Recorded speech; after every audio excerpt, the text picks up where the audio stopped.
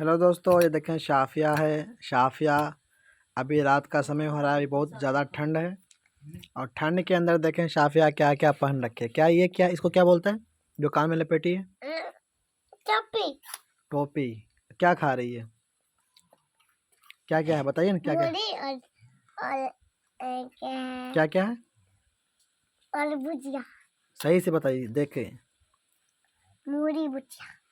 मुढ़ी भुजिया। भुजिया। और उसके साथ साथ क्या कर रही है?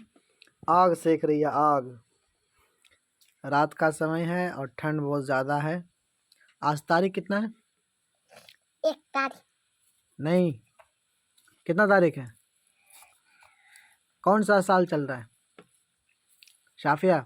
हाँ, कौन सा साल चल रहा है? नहीं पता है। तारीख कितना है? तारीख नहीं पता है। 3 तारीख है, 3 जनवरी 2022 है या 2023 है?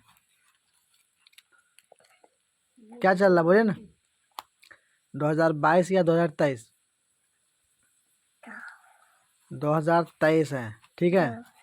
फिर आपके स्कूल के अंदर हम शिकायत करेंगे, आप सही से पढ़ते ही नहीं है, समझी? शिकायत करेंगे।